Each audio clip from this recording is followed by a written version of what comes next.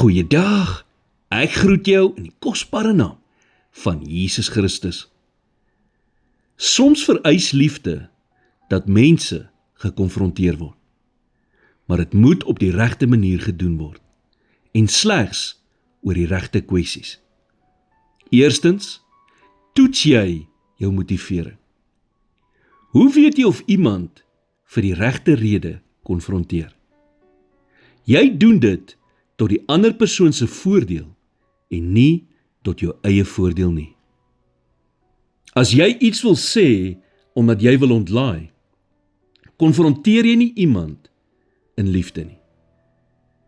En jy geweet dat ons geneig is om ander mense se swakhede te kritiseer wat ons in onsself haat?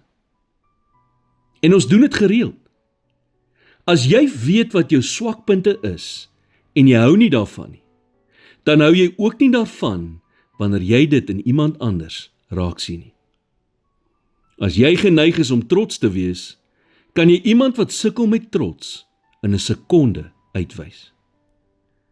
Ons is geneig om in ander mense die einste ding te kritiseer wat ons nie van onsself hou nie. Daarom sê Jesus in Matteus 7 vers 3 en 5, en waarom sien jy die splinter in die oog van jou broeder, maar die balk in jou eie oog merk jy nie op nie? Geveinsde, haal eers die balk uit jou oog uit, en dan sal jy goed sien om die splinter uit die oog van jou broeder uit te haal. Voordat jy iemand in liefde konfronteer, maak eers seker dat jy nie dalk ook die einste ding doen wat jy kritiseer. Jy hoef nie perfek te wees om die waarheid in liefde te praat nie. Jy moet net seker maak dat jy nie aan presies dieselfde sonde skuldig is nie. So wanneer is dit dan reg om iemand te konfronteer? Slegs wanneer jy hierdie vraag beantwoord het. Die eerste vraag, is dit belangrik? As dit 'n vernietigende gewoonte of 'n situasie behels wat die persoon kan seermaak, is dit belangrik om betrokke te raak. Die tweede vraag, is dit kronies? As jy dieselfde ding oor en oor sien gebeur, hoef dit nie groot te wees om in liefde die persoon te konfronteer nie. Die derde vraag, het ek die reg? As 'n kennis toevallig iets onverstandigs doen, is dit waarskynlik nie jou saak nie.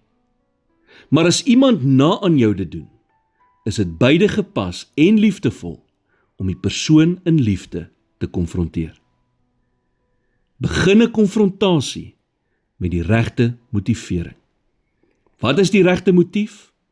Om te help en nie om seer te maak nie. Doen alles in liefde. Here, help my om te onthou dat almal wat ek ontmoet 'n stryd voer waarvan ek nie bewus is nie. Leer my hoe om in liefde te reageer en nie in woede nie. Gee my 'n hart wat wil herstel en nie vergeld nie. Help my om lief te hê soos wat U liefhet. In Jesus naam bid ek dit. Amen.